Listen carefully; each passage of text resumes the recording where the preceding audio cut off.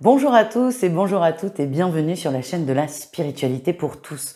Je suis Marie-Louise, tarologue, et je vous propose plusieurs fois des émissions tournées autour de la spiritualité. Aujourd'hui, j'ai la joie, le plaisir de recevoir Elion. Elion que j'ai découvert grâce à une vidéo qu'il a fait sur sa chaîne YouTube dans laquelle il parle de son expérience de mort imminente. Et Elion a accepté de venir sur la chaîne pour partager ce moment et un grand merci à lui pour avoir accepté mon invitation. On parle évidemment de son expérience de mort imminente, de ce qui l'a amené à vivre cette expérience et ce qu'il en retient. Donc merci beaucoup à lui pour ce partage. Le thème aujourd'hui, c'est la transmission. Donc Elion transmet par le biais de cette émission, mais aussi par le biais d'un livre, et il y a d'autres choses qui arrivent. Donc je vous invite à regarder attentivement cette vidéo. Merci aussi à vous, vous êtes de plus en plus nombreux à vous abonner, à partager, à commenter. Je sais que vous aimez particulièrement les émissions tournées autour des EMI, tout comme moi. Donc je vous souhaite de passer un excellent moment entre Elion et moi.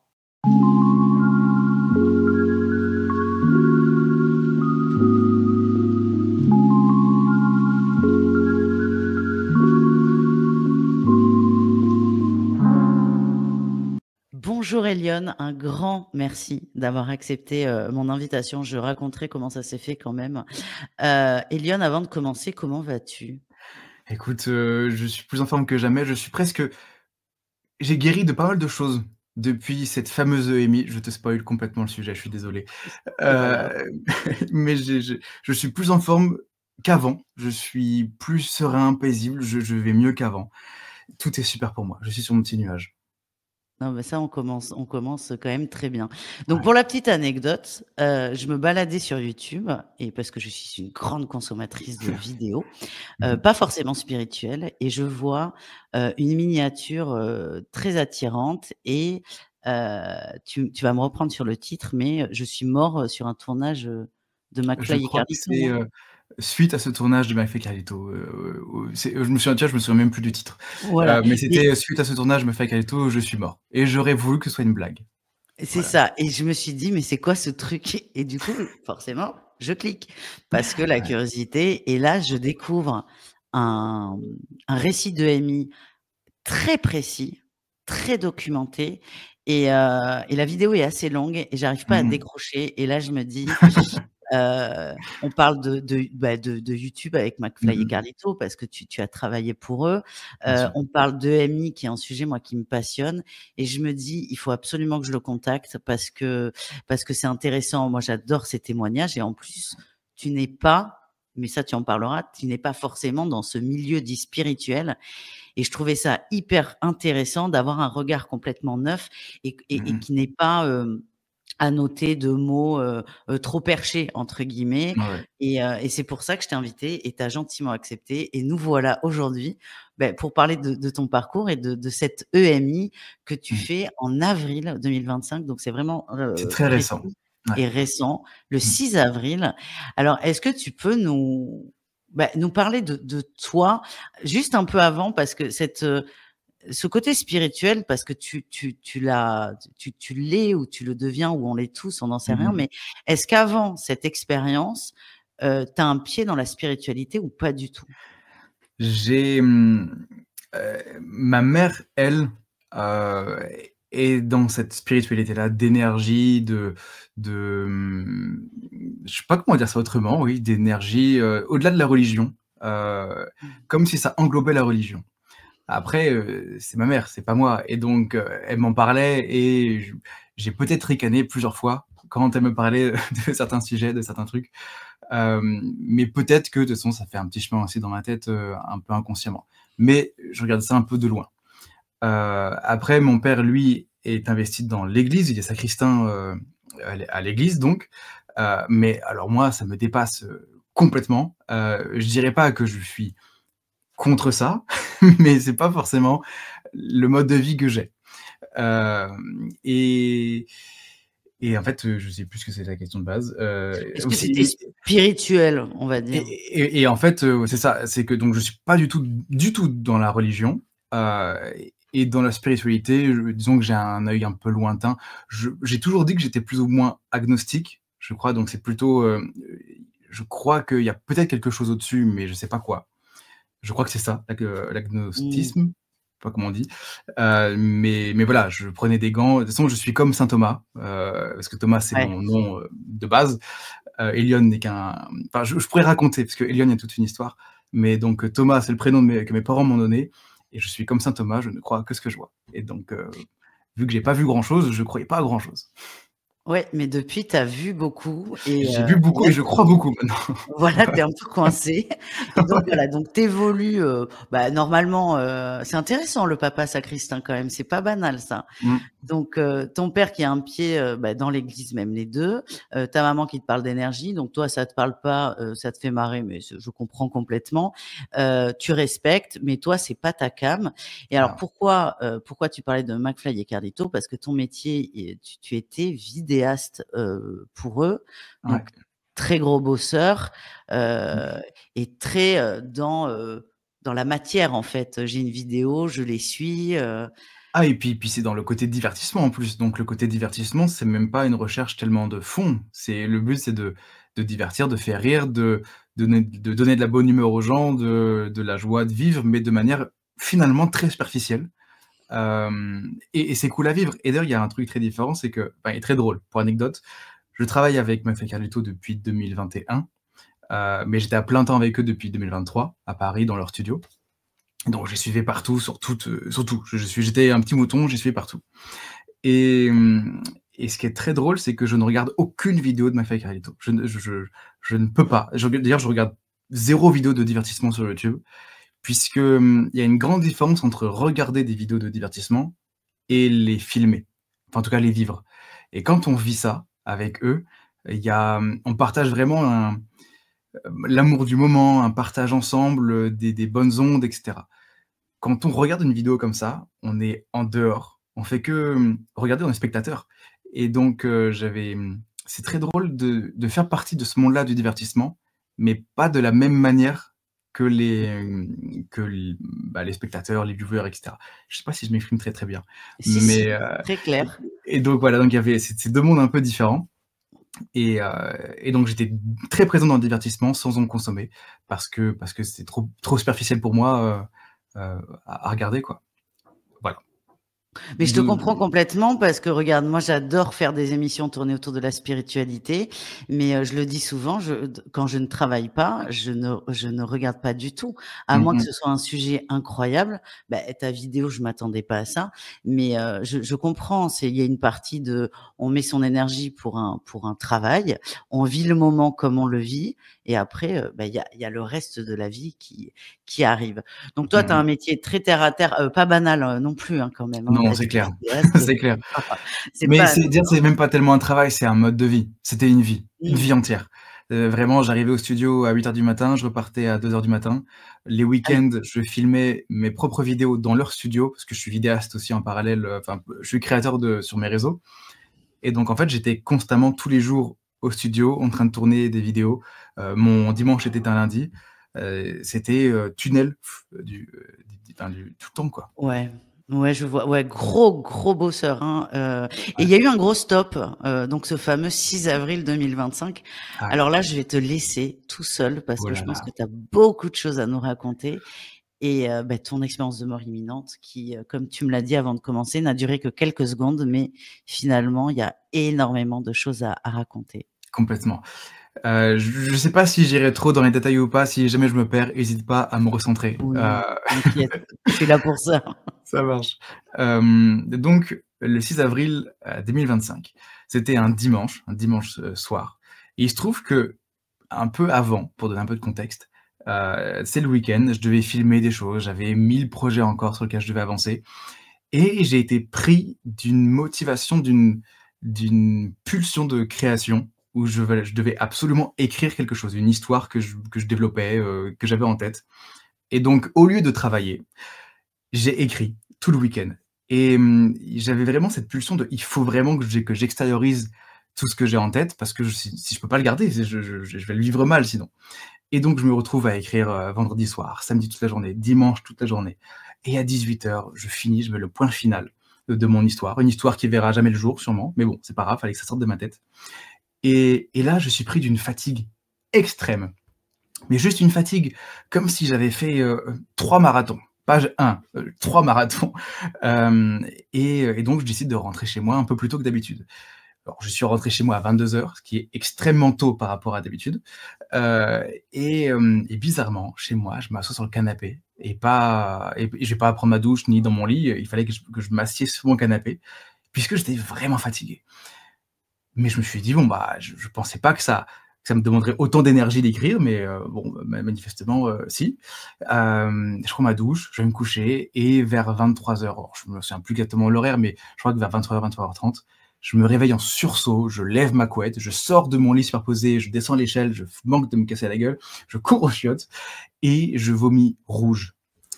Et là, bah là, je me dis que c'est sûrement du vin rouge, puisque j'avais bu quelques verres de vin rouge durant le week-end. Et j'essaie de rationaliser à fond pour pas rendre le truc grave, quoi. Je me suis dit: «Bon, intoxication alimentaire, c'est pas très grave, avec un peu de vin rouge, ça colore, aucun problème». Je me recouche, 20 minutes plus tard, et ben je retourne aux toilettes, quoi. Et donc pareil, je vomis rouge et au bout de 3-4 fois, je me dis: «C'est quand même un peu bizarre». Et alors, ma sœur est urgentiste à l'hôpital, elle travaille au SMUR, mais comme je sais que son rythme est toujours hyper intense, qu'elle doit sûrement être en garde à l'hôpital, qu'elle a pas beaucoup de temps et tout, je vais pas l'inquiéter pour ça. Mes parents, il est 23h minuit, je vais pas les appeler, sachant que je suis à Paris et qu'eux sont près de Nantes, donc si je les appelle et qu'eux s'inquiètent, ils pourront rien faire pour moi de toute manière.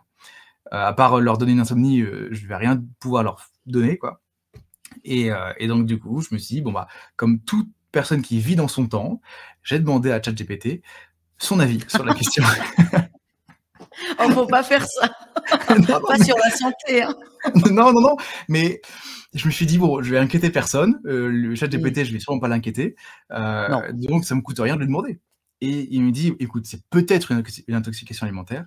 Par contre, si tu remarques quelques bouts un peu gélatineux, rouge foncé, dans le vomi, c'est que c'est peut-être des caillots de sang, du sang coagulé, pas des caillots, mais du sang coagulé, et donc dans ce cas-là, c'est extrêmement grave et il faut absolument appeler les urgences tout de suite».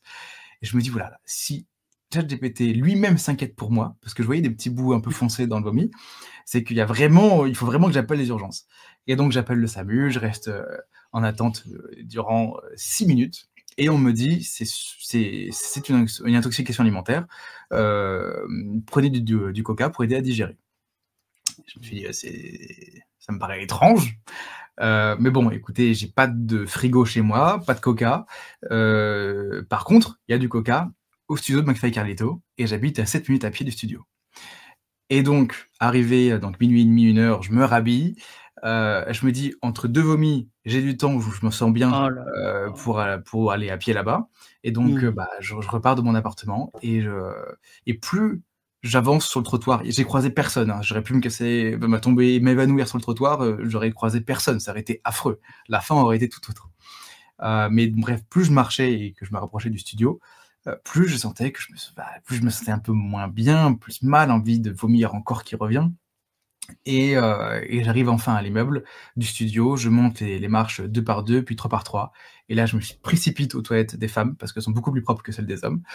Et et je fais, bah, un ultime vomi. Et lui, il y a pas de doute, la lumière, elle est bien plus efficace que dans mon appartement. Et là, je vois du rouge sang, je vois tout, du sang coagulé et tout. Et là, je me dis: «Voilà, faut que j'appelle les urgences. Je vais pas prendre de coca, je vais pas prendre un truc Mmh. hyper acide qui va me faire des trous dans un estomac qui est déjà bien troué». Et donc je prends, une batterie externe, parce que mon téléphone ne doit pas tomber en rade.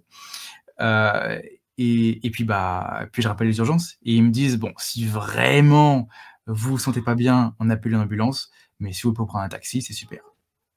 Je prends donc mon taxi, et donc j'arrive à l'hôpital et là-bas, à l'hôpital, il y a personne au guichet, il y a personne. Je vois une salle d'attente avec quelques personnes. Je me dis: «Est-ce que mon urgence est plus urgente que les gens qui attendent dans cette pièce-là?»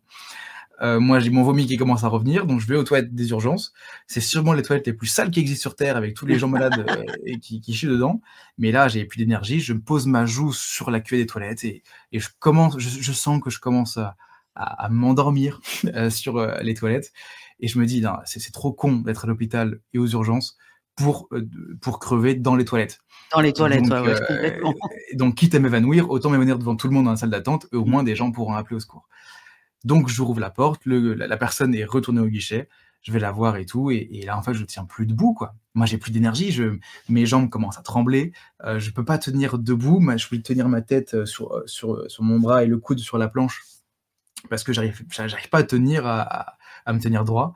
Il me pose des questions, je comprends à peine les questions, j'essaie de répondre, mais j'ai plus de voix, donc je réponds aux questions en espérant que ma voix arrive dans les bonnes oreilles et puis là, je vois une larme qui tombe sur mon portefeuille, sur ma carte vitale et je me dis: «C'est bizarre, je pleure mais j'ai pas mal». Mais je crois que c'était une larme de prise de conscience de la gravité de la situation et là, très vite, j'entends mon prénom, qui est de quelqu'un qui m'appelle et donc je suis c'est une infirmière qui m'appelle. Je suis pris en charge devant tout le monde, c'était super, j'étais très content d'avoir cette petite priorité et en fait, il me met dans une chambre tout seul, avant que le médecin vienne me voir et là, pareil, je continue à vomir, enfin, j'ai envie de vomir, mais je sais pas dans quoi vomir, parce que je suis dans une chambre sur un brancard tout seul. Je vois un évier, devant, à 3 mètres de moi, donc je me redresse, je me relève, je vomis dans l'évier. Ça fait une scène, d'ailleurs la photo est sur ma vidéo YouTube YouTube. et hem et en fait, c'était presque une œuvre, une peinture, c'était presque beau, c'était cette flaque de rouge de sang, et sauf que je me suis dit: «Je vais pas retourner sur le brancard pour aller revomir dans l'évier, constamment». Mmh. Je m'assois par terre et le médecin arrive, il voit le lit vide, il tourne la tête vers moi et il fait: «Oh merde» et il me voit par terre, la bouche pleine de sang et cetera et donc là, j'ai commencé à être pris en charge et il doit être, je crois, 2h30 ou 3h du matin, un truc comme ça. Et là, le truc, c'est que je commence à me poser des questions. Je me dis: «Là, c'est un peu grave». C'est que quand on a un bobo, du sang sur le bras et cetera, on met un pansement et c'est guéri. Enfin, c'est guéri, je veux dire, c'est facile, quoi. Là, c'est du sang qui vient à l'intérieur de moi, je sais pas comment guérir de ça m'est jamais arrivé, je sais pas comment faire. Donc à part m'en remettre et faire confiance au médecin et faire confiance à la vie en elle-même, je sais pas trop quoi faire. Alors, à partir du moment où j'ai été pris en charge à l'hôpital, je me suis dit: «Je peux contacter mes parents, envoyer un message», parce qu'au moins ils sauront que je suis encadré par une équipe de professionnels. Donc quitte à inquiéter, autant inquiéter dans des bonnes conditions, donc évidemment, c'est au milieu de la nuit, ils me répondent pas et ma mère me répond, je crois, que vers, 6h du matin. Elle me fait: Comment ça va?» Enfin, «Est-ce que ça va?» Je fais: «Oui, oui, comme un poisson dans l'eau. Là, tout va bien pour moi». Heu et mmh et donc bref, je me pose des questions, je me dis: «Tiens, là, si c'est mes derniers instants à vivre, quels seraient un peu les souvenirs que je voudrais revivre? Quelles sont les musiques que je voudrais réécouter, une dernière fois?» Mais c'est des questions qu'on se pose un peu des fois pour rire avec des potes, on se dit: «Tiens, au fait, si jamais c'était, à la fin pour toi, qu'est-ce que tu voudrais refaire une dernière fois?» et tout. Et là, bizarrement, j'ai une espèce de révélation qui me vient, mais même moi, elle m'a surpris. C'est que la révélation m'a dit: «Tu n'as pas besoin de revivre quoi que ce soit comme souvenir, tu n'as pas besoin de réécouter n'importe quelle chanson, puisque tout est déjà en toi.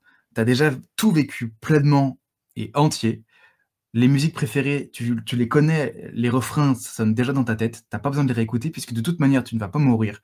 Tu vas juste emporter tous tes souvenirs dans une valise, un peu plus loin, dans une autre vie». Et donc j'étais là. Même moi, je me suis surpris moi-même avec une voix qui venait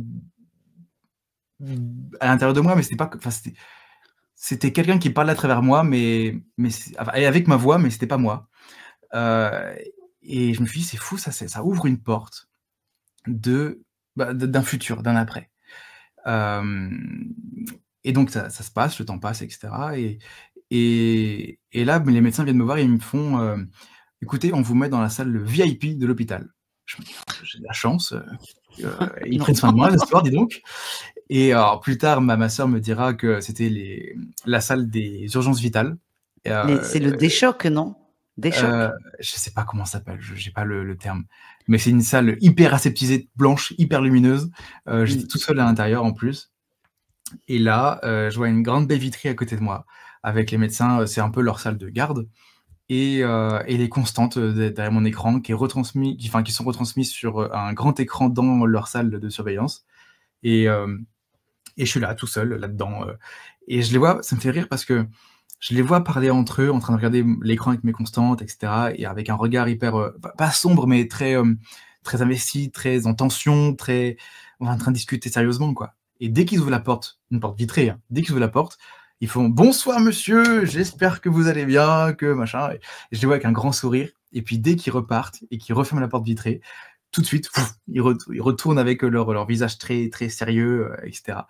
Et je suis en train de me dire: «Mais en fait les gars, mais je vous vois, hein, c'est une vitre, il y a pas le son, mais je vous vois», et ça m'inquiète presque plus parce que je me dis, «Ils font genre tout va bien avec moi, mais derrière, ils font pas les malins, quoi», et en fait, je crois qu'ils essaient de me garder un peu, comment dire? Pas vivant, mais ils essaient de me garder un peu en bonne santé, je sais pas comment dire ça, mais heu, Ouais, de pas t'inquiéter pour pas que stable. tu te rajoutes du souci, quoi. Oui, puis d'essayer de me garder stable en attendant que le gastro-entérologue arrive à 9h30 du matin, et en fait, Oh la vache, c'est long! ils essayent de me garder jusqu'à 9h30, et sauf que moi, en fait, arrivé à 7h30, je sens, là, j'ai une envie de vomir, qui remonte. Alors je vomissais toutes les 20 minutes, hein, donc toute la nuit, toutes les 20 minutes, je vomissais dans des petits haricots en carton, mais au bout d'un moment, enfin, j'étais épuisé, quoi, et là, celui-là, il m'a demandé une énergie folle, de me redresser, de pousser sur la cage thoracique, et cetera, et une fois que j'ai vomi, je me suis réallongé, et là, j'ai commencé à sentir plein de petits fourmillements dans les extrémités, une énergie qui s'en va, et j'ai commencé à me sentir extrêmement léger. J'ai fermé les yeux, j'étais dans un entre-deux mondes, très sombre, mais un vide qui était rempli de plein de choses, parce qu'à ce moment-là, où je me sentais hyper léger, tellement léger que je commençais presque à flotter, alors je me suis pas vu moi allongé, j'ai pas fait un voyage astral ou je ne sais quoi, mais je sentais vraiment que quelque chose en moi quittait, ce corps matériel, je sais pas comment le dire autrement, hem et à ce moment-là, j'ai retrouvé des gens que je connaissais, mais je savais pas que comment dire ça? C'est pas que je les reconnaissais, c'est que c'est comme si c'est comme si on va voir nos arrière-arrière-grands-parents, que eux nous ont connus, mais que nous on les connaît pas parce qu'on n'a pas vécu ensemble. C'est très mal expliqué. Je, c'est comme si je voyais des énergies, des choses, mais je voyais pas avec les yeux, hein, je voyais avec le cœur. C'est comme si je retrouvais des gens que je connaissais d'une autre vie, et que je retournais chez moi. Mais pas chez moi, je retourne chez mes parents, je retourne chez moi comme si ma vraie maison était dans cet ailleurs, dans cet autre de Mmh. monde, ce monde plus grand, et je me suis dit: «C'est bizarre parce que ça veut dire qu'il y a un après, inévitablement, parce que je sens que je pars quelque part. Je sens que je me dissous pas, hein, je m'envole quelque part, et en même temps, c'est des gens que je connais, et donc ça veut dire il y a un avant, et là, tout d'un coup, ça ouvre, ça ouvre un truc de conscience énorme, et donc j'étais très serein. C'était un moment, alors ça va je sens que je suis très niais en le disant, mais j'étais baigné dans un amour, et le mot amour est presque trop petit pour pour, comment dire? Pour faire rentrer tout ce que j'ai ressenti. C'était un amour, mais hyper fort, et je savais que je sais pas, que j'allais dans un endroit où les gens allaient prendre soin de moi, où j'étais plus léger, plus paisible, où j'allais faire une autre vie. J'étais bien, j'étais profondément bien, Mmh. heu et j'ai commencé à voir aussi d'autres images, parce que là-dessus, alors, c'est pas comme dans les films où on voit sa vie défiler, où il y a un dossier avec tous les faits et gestes qu'on a fait, mais on m'a révélé. Je dis «on» parce que c'est pas m c'est p j'ai pas la sensation que ce soit moi qui ai fait introspection à ce moment-là. J'ai l'impression qu'on m'a montré tous les moments où j'avais été profondément heureux, et dans tous ces moments profondément heureux, le dénominateur commun, c'était que c'était que des moments vécus et partagés avec amour. J'étais déjà baigné dans l'amour, et là, on me montre que les vrais moments heureux dans la vie, c'est ceux qui sont vécus et partagés avec amour, et je me suis dit: «C'est fou parce que j'ai fait tellement de choses dans ma vie, j'ai sauté en parachute, j'ai fait, un road trip en Islande où j'ai pas mangé en faisant un jeûne hydrique, j'ai fait ceci, cela, etc. parce que je voulais me sentir vivant. Et en fait, en cherchant à se sentir vivant, c'est que porter du divertissement dans sa vie, mais rien de véritablement profond et vivant, quoi. Et ça m'a refait voir la définition de être vivant, ce que ça signifie. Et parce qu'il y a une différence entre être en vie et être vivant. Et je me suis dit, en fait, là, ça remet tellement les points sur les i sur toute ma vie, euh, que, comment dire ça, je fais une petite parenthèse là-dedans parce que ça complétera la fin de la phrase, mais quand on me montre tous ces événements heureux que j'ai partagés, vécus avec amour, on me montre aussi ce que je peux faire dans un futur potentiel. Et je repense, tu vois, j'anime une émission de podcast sur YouTube, pareil, qui s'appelle La Posem, autour de la tisane artisanale, où j'ai créé des tisanes artisanales où on échange autour de ça, etc., avec des gens, avec des créatifs. Et j'ai repensé à ces événements-là, à ces émissions-là, à tous ces échanges vraiment profonds et authentiques avec tous ces gens-là.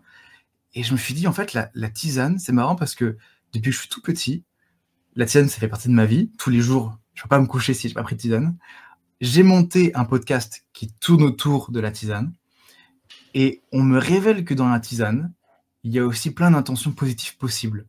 Et que si je développe une marque de tisane, et là, les gens vont crier parce que c'est un commerce et que c'est une marque, etc. Mais il ne faut pas avoir le côté financier. Parce que moi, vendre des sachets de tisane, j'en ai rien à faire finalement. C'est très secondaire. Mais par contre, en faisant une marque de tisane, eh bien, c'était un moyen de remettre sur le devant de la scène des gestes et des savoirs ancestraux. C'est redévelopper le vivant et pas la nature, parce que la nature, c'est comme si on était spectateur de quelque chose en dehors de nous. Mais en fait, on fait partie de la nature, on fait partie du vivant. Et donc, faire une marque de tisane, c'est aussi redévelopper dans des fermes cette partie environnementale et du vivant. C'est faire vivre des gens potentiellement locaux, des passionnés, des gens qui ont, comme je disais, un savoir ancestral et c'est un puissant fond à connaissance.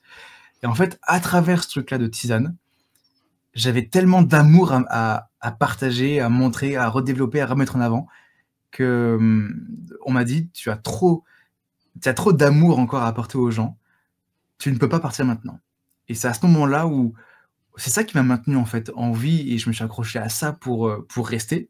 C'était pas tellement ma famille. Ma famille, ce qui est terrible, c'est que je me suis dit, les gens que j'aime savent que je les aime. Je peux partir. Je savais que j'allais partir sans regret, sans rien. Les gens que j'aime savent que je les aime et la boucle est bouclée, quoi. Et donc ma famille, mon entourage proche, mes amis, etc., n'ont pas été suffisants pour me maintenir ma force vitale pour rester en vie. J'étais tellement bien dans cet autre monde que je voulais rester là-bas, je voulais pas revenir. Et par contre, j'avais tellement de choses, d'amour à apporter, qu'on m'a dit non, il faut que tu restes encore un peu plus longtemps.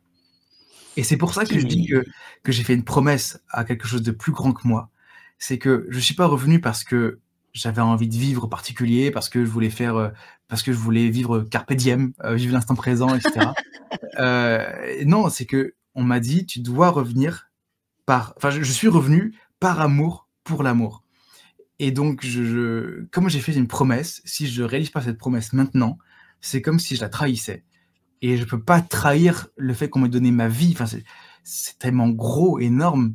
Je dois rendre hommage à ce pourquoi je suis revenu. Et donc, c'est pour ça que j'ai changé complètement ma vie après. Mais ça, on va revenir plus tard. Mais donc, à ce moment-là, c'est là où, sur ces quelques petites secondes où je sentais que je partais, c'est vraiment l'expérience de mort imminente, hein, pour le coup, eh bien, moi, j'ai l'impression d'avoir vécu une éternité parce que tout ça, c'est compliqué. Tout ça, c'est quelques secondes résumées. Oui, et là, tu le condenses, tu le résumes. Oui, je perds beaucoup de détails, hein, c'est très compliqué à résumer, parce qu'en plus, tout est dans le ressenti, et c'est ça qui est extrêmement dur à raconter aux gens. C'est comme dire aux gens, qu'est-ce que c'est de faire un saut en parachute? C'est tellement une sensation très particulière, quelqu'un qui n'a pas expérimenté cette sensation de chute libre dans l'air ne pourra jamais comprendre réellement ce que c'est de sauter en parachute. Là, c'est pareil, je pourrais mettre tous les mots que je veux, de raconter de toutes les manières possibles ce que je veux, ce que j'ai vécu, je pourrais jamais le transmettre vraiment, parce que tout est dans le ressenti. J'ai pas vu avec les yeux, j'ai pas entendu avec les oreilles, tout s'est passé dans le cœur, dans l'âme, dans la vibration. C'est que du ressenti. Et on me demande souvent si j'ai vu un tunnel de lumière.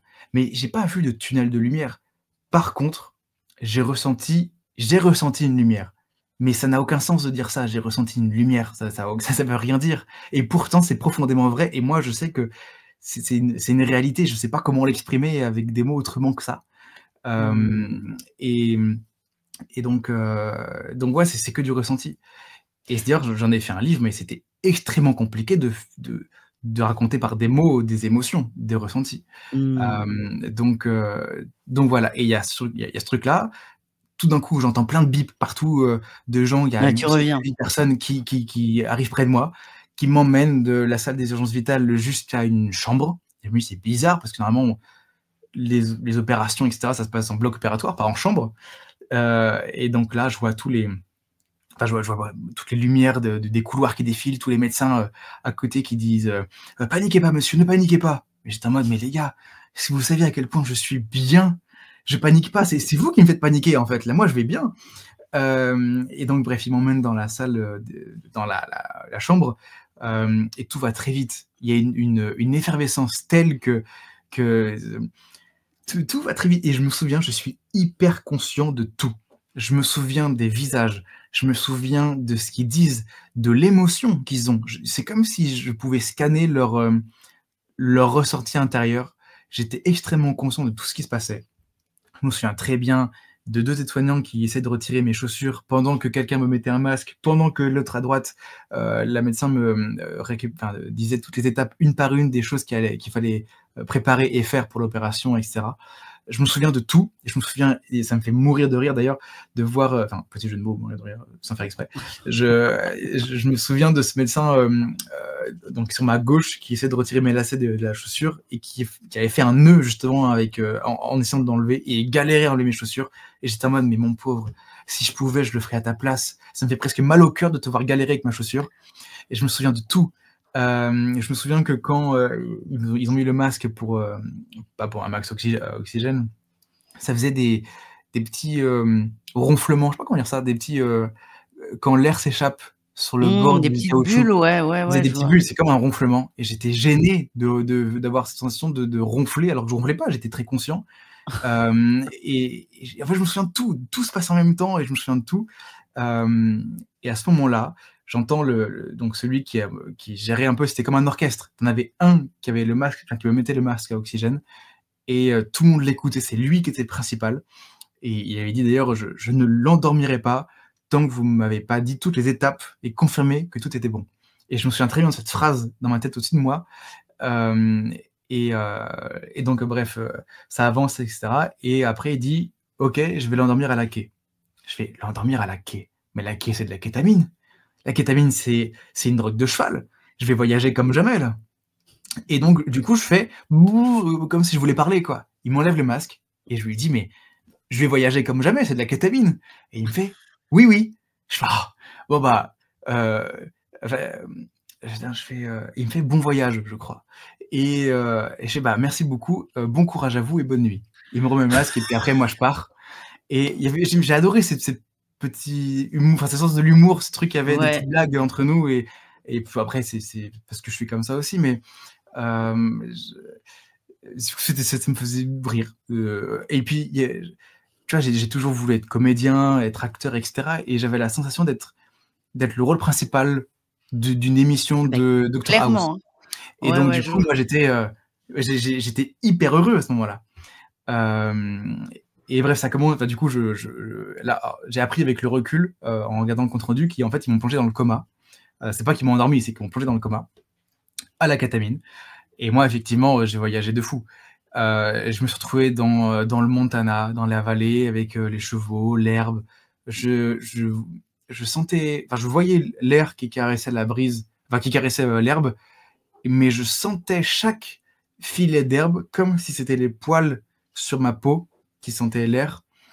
Donc j'étais un peu ce que je voyais, j'étais un peu partout. Dieu était un peu en moi comme si j'étais Dieu. les couleurs, des couleurs irréelles, c'était magnifique, le ciel qui défilait avec des couleurs mauve, rouge, bleu, turquoise, c'était magnifique, comme si le temps passait en hyper vite, comme si c'était un time-lapse. Et c'était magnifique, je me souviens de tout, c'était vraiment fabuleux. Mais ce qui est paradoxal, c'est que cette partie dans le coma hyper haute en couleurs, en sensations, que ce soit olfactive, visuelle, le vent, etc., au toucher, eh bien, même si c'était le plus waouh dans cet événement, le truc qui m'a plus marqué, c'était l'EMI avant, où j'étais plongé dans le Mmh. noir avec toute cette lumière du ressenti, toute cette puissance d'énergie. Et il y en a beaucoup qui retiennent que cette partie coma très visuelle. Mais pour moi, ce qui a véritablement changé ma vie, C'est c'est ce l'avant. qu'il y avait avant qu'on me mette quoi que ce soit dans le sang, avant que je sois endormi, shooté, etc. J'avais que une petite perfusion pour maintenir ma tension, mais il y avait et puis mettre un peu de sucre dans le sang, mais c'était tout. Il y avait rien de particulier. Et c'était ça qui a vraiment changé ma vie et qui a été vraiment marquant. Mmh. Voilà. Mmh. Alors déjà, mais merci pour tous ces détails et de toute façon, je mettrai dans la description de la vidéo ta vidéo qui est, alors je préviens quand même, qui est très documentée.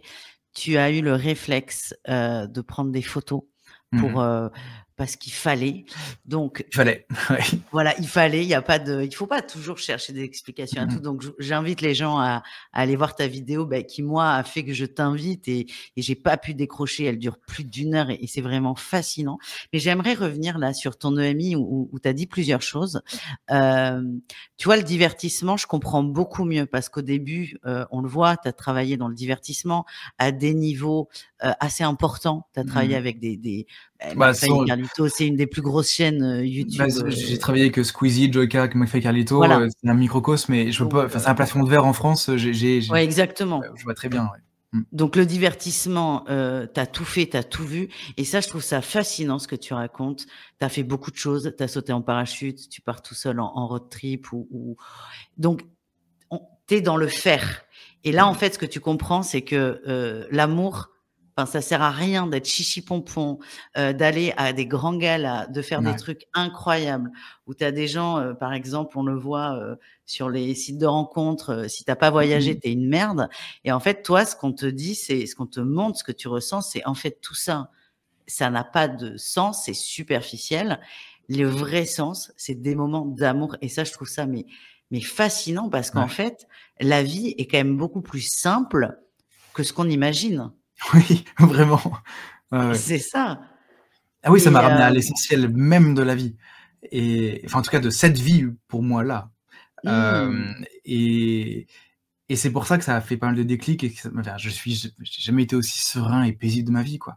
Maintenant, ça a tellement tout soulagé. Ça a répondu à des questions que je me posais même pas avant d'ailleurs. Hem et puis même, tu vois, il y a enfin, on pourra en revenir plus tard, mais tous ces trucs-là de, par exemple, j'ai beaucoup voyagé. J'ai traversé les paysages de long en large, en travers, je passais ma vie dans le train et cetera. Peut-être parce que j'aimais bien ce côté un peu rebondissement, divertissement dans ma vie aussi, c'est enfin, il se passe pas mal de choses, pas mal de rencontres, d'échanges et cetera. Comme si, j'étais toujours à la course du bonheur. Il y avait comme s'il y avait mmh. comment dire? Le bonheur, il est devant moi avec les gens que je rencontre et cetera, sur des vidéos, des trucs, des projets et donc j'avais extrêmement peur, moi, de créer un chez moi, de m'implanter quelque part, de, comment dire ça? Comme si j'avais très peur de toutes les, c'est pas alliance le mot, toutes les, est-ce que le mariage, le fait d'habiter dans une maison, ce truc-là de, ah, j'ai pas le mot, mince, Ah ben moi non plus là, je vois pas du tout. Non, mais tout ce c'est qui te pose quelque part te fait oui, peur. bah, comme si ça m'enchaînait, comme si c'était un boulet à mon pied. Mmh. Tous ces trucs-là de ouais, de pactes, d'alliances, de choses, comme ça, et donc par exemple, emménager quelque part, Ouais, me tout ce qui est foutait la trouille. contrat, Ouais, c'est pour moi c'était contractuel. exactement. M'engager dans une relation, ça va jusque-là, m'angoisse. Pas Mmh. parce que j'ai peur d'aimer, pas parce que machin, j'ai juste de me lier à quelqu'un toute ma vie, une peur bleue. Mais par contre, depuis, je me suis dit, par exemple, le fait de se poser quelque part. En fait, le paradis, il est pas devant soi, il se construit. Et donc en fait, mon Éden à moi, il suffit que j'aille quelque part et que je le mette en place, que je le crée. Et donc là, j'ai qu'une envie. Voilà, je suis chez mes parents parce que transition oblige, financier, et cetera. Il y a tellement de choses qui bougent en ce moment que c'est plus facile pour moi. Mais j'ai qu'une envie, moi, c'est de partir. Et d'ici un an ou 2, vivre, je pense peut-être partir en Bretagne, Ah oui. et m'implanter et faire mon Éden à moi, mon petit paradis à moi et le construire. Et ça, Mmh. j'avais trop peur avant. Et maintenant, j'attends que ça. Et ça a Tu débloqué pas que mal de ça, cases ouais. comme ça. Mmh. Ouais, donc là et tes horaires de enfin moi je suis une bosseuse, mais alors toi, tu bosses de 8 heures à 2 heures du mat, j'ai jamais vu ça, hein. Tu un Mmh. fou de boulot. Donc là, tu as ralenti, J'ai peut-être? ralenti, mais après il y a une grande différence en plus. En fait, c'est que ce qui était compliqué avant, c'est que je devais travailler pour My Fake Carletto et ensuite, quand j'avais fini, bosser pour moi parce que j'avais aussi mes projets personnels à faire en tant que Mmh. créateur et cetera et c'est compliqué, bah, de cumuler plusieurs travails, en parallèle et il y a une grande différence aussi entre travailler pour les autres et travailler pour soi et le temps investi dans l'un ou l'autre n'est pas ressenti pareil. Travailler beaucoup pour se réaliser soi-même, ça n'a pas du tout le même poids psychologique que de travailler beaucoup pour quelqu'un d'autre et donc c'est pour ça que c'est même plus tellement c'est pas tellement du travail pour moi, c'est plus c'est là où on touche à la passion, c'est vital Oui pour et moi, l'amour, en fait. complètement et puis c'est pas tellement de travailler pour moi, c'est le fait bah, comme tu dis, c'est de transmettre de l'amour, de construire des choses bienveillantes, vertueuses. Mmh. Ce sont ces objectifs-là à long terme que je mets en place et je me bats pour ça et en fait, pour ça, je peux travailler, de 8 heures Ouais, à 2 heures, enfin, ça, c'est pas sans c'est problème, bénéfique, ouais. sans problème. Mais c'est vrai que j'ai réduit le rythme, beaucoup, puisque justement à l'hôpital, donc j'ai passé une semaine à l'hôpital, tout seul, dans ma chambre et et je me suis aperçu justement que, comment dire ça? J'étais quelqu'un de la nuit moi, à la base, beaucoup. Parce que la nuit, il y a c'est très calme, il y a une espèce de moment, où la créativité est plus apte à se ressentir, à, à se mettre en place et donc j'étais quelqu'un qui travaillait beaucoup la nuit parce que je me sentais mieux la nuit et donc je disais que j'étais pas du matin et effectivement, quand on se couche tard la nuit, on peut pas être du matin, c'est impossible. Mais je pensais, depuis étudiant et cetera, que j'étais juste profondément pas du matin. Que quel que soit l'horaire où je me couche, j'étais pas du matin. Sauf qu'à l'hôpital, tous les matins à 6 heures du matin, j'avais une prise de sang à faire qui me réveillait et qui me réveillait souvent avec une petite douleur. Mais ça me permettait aussi, en fin de compte, de d'assister à l'aube, au lever du soleil, à des couleurs incroyables, à un calme qui est fou et le calme était bizarrement, heu, assez similaire à celui de la nuit et je me suis dit: «C'est fou parce que finalement se lever tôt le matin, c'est aussi bénéfique et aussi beau que travailler le soir, à la différence qu'on a un petit cadeau le matin qui est le lever du soleil». Et les Mmh. couleurs du lever du soleil sont vraiment magnifiques. Il y a un truc réconfortant. Il y a comme si le soleil venait nous donner un peu de confiance pour, affronter la journée, nous donner un peu de force, de l'énergie et donc maintenant, j'ai complètement inversé mon horloge et donc je prends toujours ma tisane le soir évidemment, mais j'essaie de me coucher à 22:00-22:30 pour me lever vers 6:00-7:00 et Ah, c'est donc pour ça que là, tu es tout frais. ah ouais, là, je suis Lavé depuis frais comme un longtemps. gardon. Ah bah, oui, oui. Moi, c'est la fin de journée, là. Attention, il est 11:00 et c'est la fin de journée. Je vais bientôt me coucher, moi. Non, non, mais il y a un truc où finalement, c'est beaucoup plus agréable, c'est beaucoup plus reposant, je me sens en meilleure Mmh. forme, avec plus d'énergie, le fait d'avoir inversé un peu l'horloge et finalement, je suis du matin. Tous ceux qui disent qu'ils sont pas du matin, c'est qu'ils se couchent trop tard pour être du matin. C'est tout simplement Mmh. ça et Ouais, en donc fait, cette EMI, elle a fait elle a remis les compteurs à zéro. alors c'est marrant de dire ça puisque au-delà de me remettre sur les rails et de remettre les compteurs à zéro, il y a un truc de renaissance et je fais un petit écho à l'EMI en tant que tel, puisqu'on m'a montré tous les moments où j'étais profondément heureux, mais on m'a pas montré du tout les moments, où j'avais fait des erreurs, où j'ai eu des regrets, toutes les zones d'ombre dans ma tête. On m'a pas du tout montré ça. Comme si comment dire ça? C'est c'est comme si alors moi j'appelle ça le juge de ma vie, la personne qui m'a montré tout ça, parce que je l'ai ressenti comme ça. Mais le juge de ma vie en ne me montrant pas toutes ces zones d'ombre, tous ces regrets et cetera, et j'en ai, hein, de toute façon, faut pas se cacher, hein, on a tous un peu on se dit: «Tain, j'aurais dû faire Oui, des ça» ou des casseroles, regrets, oui, des bien sûr. casseroles, et et ces trucs qui, finalement, on n'y pense pas forcément tous les jours, mais il y a un poids inconsciemment sur le mental. Ça fait partie de nos vies, et le fait que le juge de ma vie ne m'ait pas montré ça, c'est une manière de dire: «Dans l'autre monde où tu vas, alors que j'aille dans cet autre monde plus large ou alors que je revienne sur terre, peu importe, mais dans la suite de ma vie, eh bien, c'est comme si je pouvais laisser passer, laisser couler, laisser s'envoler toutes ces zones d'ombre. Comme si, le fait de les avoir eues sur ma conscience pendant tout ce temps, c'était déjà une manière de purger ma peine. Le fait de porter le poids de ses actes sur sa conscience, c'est tellement pesant pour soi que c'est une manière de purger sa peine. Et le fait que ça s'envole, eh bien, maintenant je le vis, enfin je vis vraiment ce truc-là comme une deuxième naissance. Je suis né une deuxième fois, et je suis né paisible. Tout s'est envolé parce que j'ai déjà purgé la peine de tous les regrets, et donc je suis quelqu'un de profondément léger, et voilà, ça m'a vraiment, changé ma vie, hein. Ouais, mais ça se ressent, mais ça fait du bien.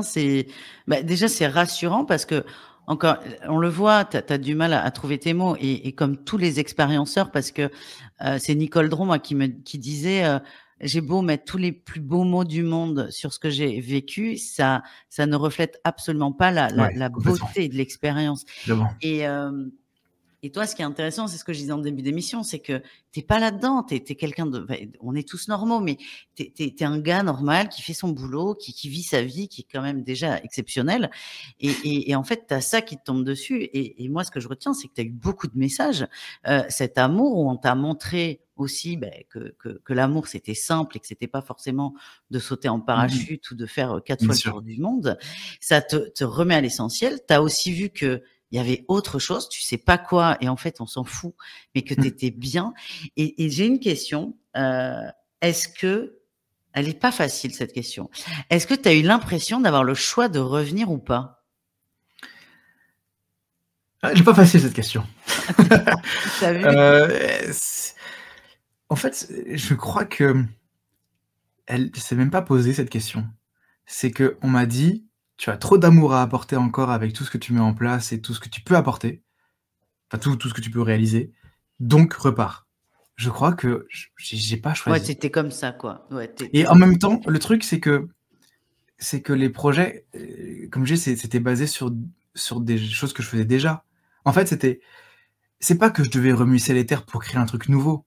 C'est qu'on m'a dit: «À travers ce que tu fais, tu peux encore apporter plein de choses, plein d'amour et tout».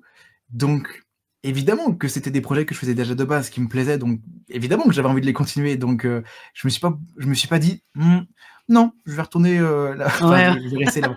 Non, c'était déjà des choses qui m'animaient de base, donc je crois Mmh. que j'ai foncé tête baissée en mode, oui, c'est OK. évident que Mmh. apporter de l'amour aux gens, c'est en fait, il y a aussi un truc, je l'ai pas dit, mais peut-être que ça pourra apporter quelques réponses. C'est que depuis que je suis tout petit, depuis que je suis, je m'en souviens que depuis que je suis en maternelle, et collège, c'est marrant parce qu'on pourrait penser que c'est très spirituel, alors que c'est vraiment dit avec l'innocence de l'enfance. J'ai toujours dit: «Si je suis sur cette terre, ce n'est pas pour être une poussière, je veux être utile au monde». Aider l'humanité, je veux aider, je veux améliorer ce qu'il y a à améliorer dans la société. Je ne souhaite pas être une poussière, je ne peux pas être une poussière. Quelque chose qui vient, qui passe et qu'on oublie. Je pouvais pas. Mais c'est pas que je voulais être connu, populaire, marquer l'histoire. Je m'en fous de ça. Je veux juste aider à améliorer les choses, déjà apporter de l'amour. Et c'est comme si on m'avait aussi rappelé ce truc-là. Depuis tout petit, j'ai un cap. Je sais pas où je vais, mais j'y vais, et le fait d'avoir vécu ça, c'est comme si on m'avait montré la carte et dit: Voici comment faire pour te réaliser dans ta vie». J'avais déjà le cap, Maintenant, j'ai la carte et il suffit que je trace ma route.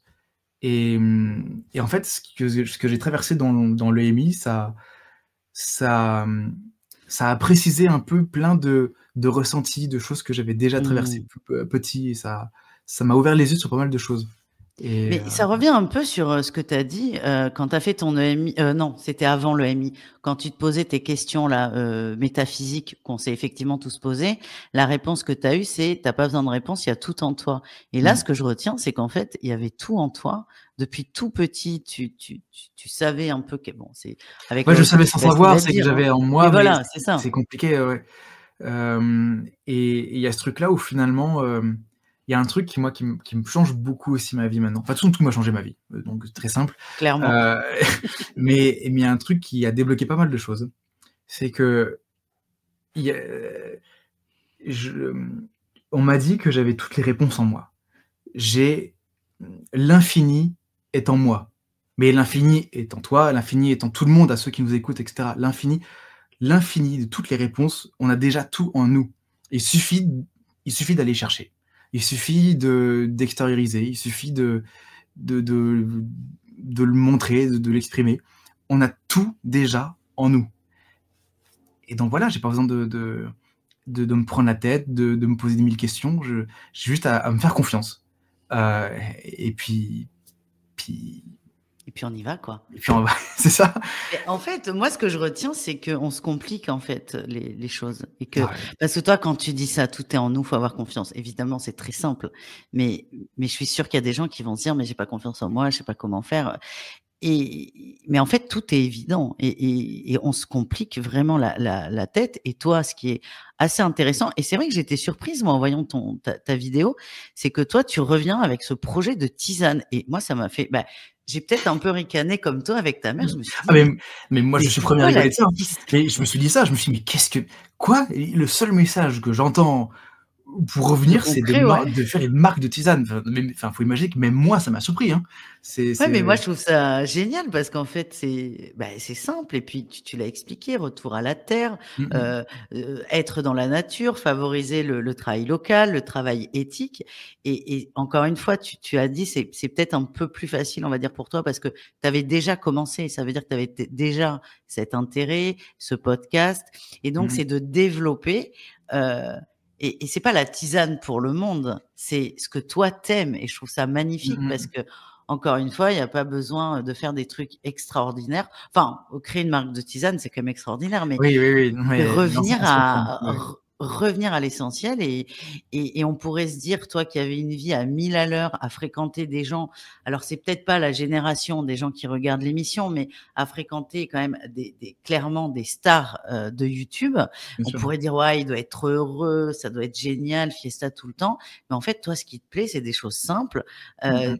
Tu l'as dit, ton rythme ça peut paraître bête, mais ton rythme change totalement. Ta vision des choses change totalement et ton approche aussi. Et là, tu vas vers du simple et moi, je trouve que c'est une belle, leçon et on le sent, tu es apaisé, c'est apaisant de t'écouter et franchement, moi, je trouve ça génial et ce projet de tisane aussi, marrant soit-il, Mmh il mh. est important à tes yeux et c'est quand même ça le plus important, en fait.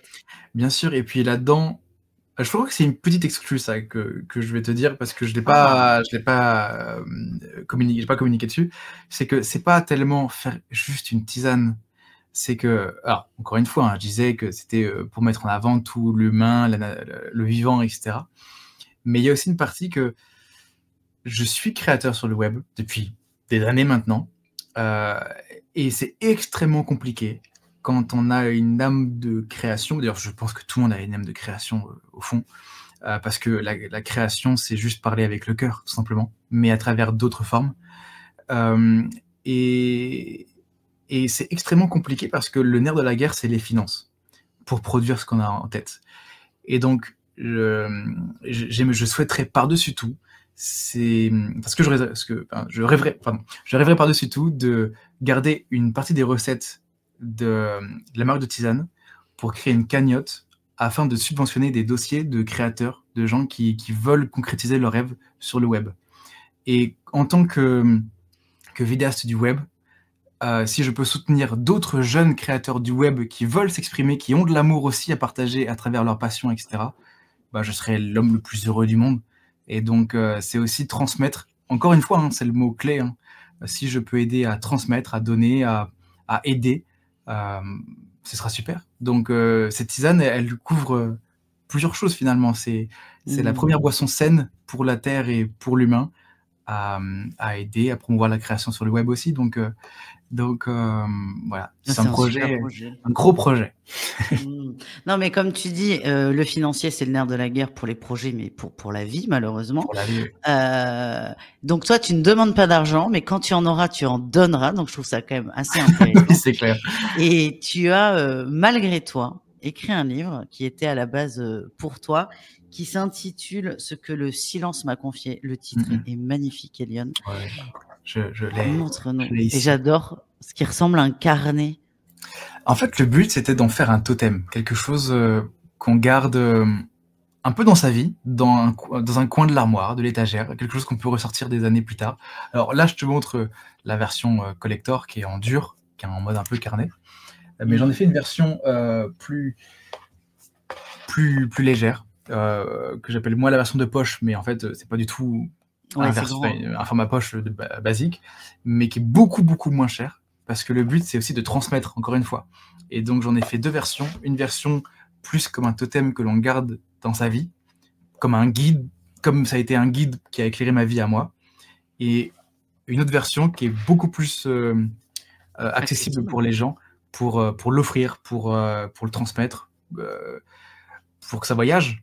Et donc voilà. Et dans le livre aussi, j'ai essayé de travailler donc avec un graphiste, un designer graphiste, mais qui était un ami de petite section, avec qui je suis en contact toujours. Et donc c'était un projet aussi pour un peu comment dire, stimuler tout cet entourage proche.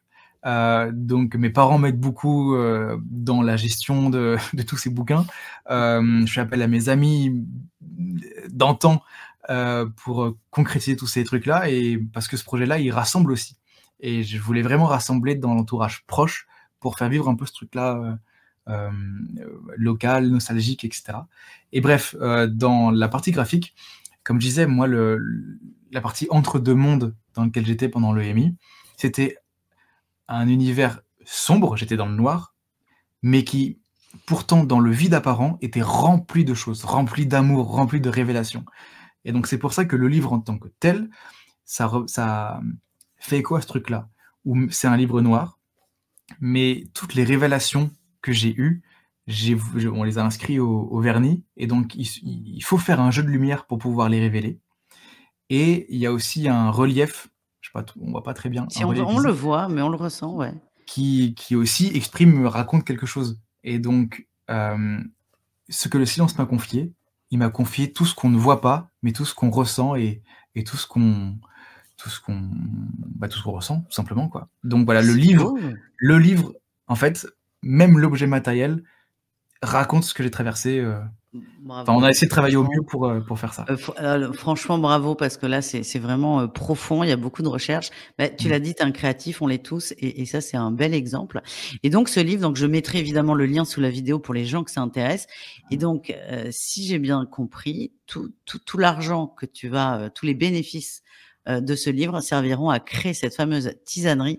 Et est-ce que tu as une idée de quand on verra cette fameuse tisanerie? Parce que c'était quand même la révélation. Ouais. Bien sûr.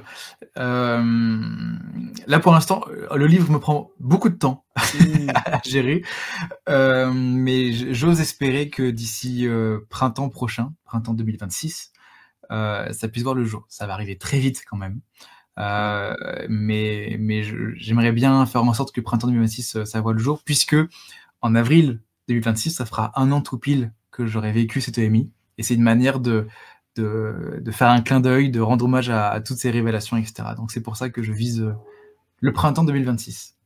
Eh ben, franchement, je te souhaite beaucoup de bonnes choses, et au printemps 2026, tu reviens nous parler de ce projet. Avec Delenen, ça s'appellera Delenen. Il y a déjà le nom de la marque, et qui vient du breton, qui vient de Delaine, qui veut dire la feuille, et Aîné, qui veut dire l'âme de la feuille, des plantes. et la boucle est bouclée comme ça. Ah ouais, beh, voilà, moi j'aime la boucle est bouclée, c'est exactement ça. Vraiment un grand merci Elione, je suis vraiment très contente d'avoir partagé ce moment avec toi. Mmh. J'invite tous les gens à aller voir, ta vidéo.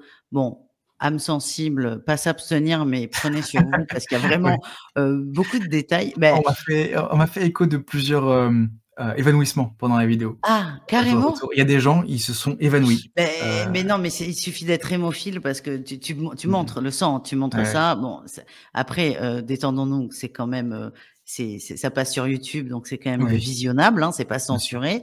Mais c'est vrai que ça peut surprendre parce que mais on l'a vu là, tu as donné énormément de détails. C'est important pour toi parce que c'est le déroulé et on sent bien dans tous les détails que tu donnes qu'au début, tu veux pas trop déranger, tu es prêt à Mmh mh. prendre un taxi, enfin, tu prends un taxi d'ailleurs, tu veux pas trop déranger, tu insistes pas et on voit tout le glissement où tu prends conscience que tu pars, quoi Mmh et je mh mh. trouve que c'est important d'en parler parce que ça donne du contexte et c'est ce que toi c'est ce qui t'a aidé toi à évoluer, on va dire, vers cette EMI et puis je trouve ça toujours fascinant de voir comment les autres pensent et Mmh mh. donc voilà, elle est crue, elle est brute cette vidéo, mais elle est vraiment géniale, donc je vous invite vraiment à la regarder et je suis vraiment ravie Elione Et et il y est-ce a que un tu veux truc, rajouter quelque chose? il y a justement un truc que je voudrais rajouter, parce que pour moi, je crois que ça a été la plus grande révélation de tout ce que j'ai vécu, et qui me permet d'être vraiment, vraiment j'étais déjà léger et sur un petit nuage, mais d'être vraiment paisible. C'est que j'ai tellement vécu quelque chose de positif en mourant, et ça a l'air bizarre dit comme ça, mais c'était tellement positif et une expérience magnifique. Je sais que je vais tellement aller dans un endroit rempli d'amour et paisible que j'ai pas peur, j'ai plus peur de la mort. Et donc je sais maintenant que peu importe quand je mourrai, ce sera toujours le bon moment. Et donc que ce soit dans 2 semaines, 1 mois, 2 ans, 30 ans, peu importe, je suis prêt. De toute manière, je me donne à 100 dans ce que je fais là. Je sais que je suis aligné avec moi-même, que je transmets du mieux possible l'amour que l'amour que j'ai à transmettre. Donc que je parte demain ou après-demain ou dans 30 ans, ça changera pas. Je fais de mon mieux et donc ce sera toujours le bon moment. Voilà. Merci beaucoup Elione et je te souhaite plein de belles réussites et de transmissions, que ce soit dans des émissions, grâce à ton livre, parce que Mmh. le principe d'un livre, c'est d'être lu Ouais, et vraiment grand merci d'avoir accepté, mon avec invitation grand plaisir. Bah, et on merci de se m'avoir revoit reçu. dans un an Exactement. avec plaisir.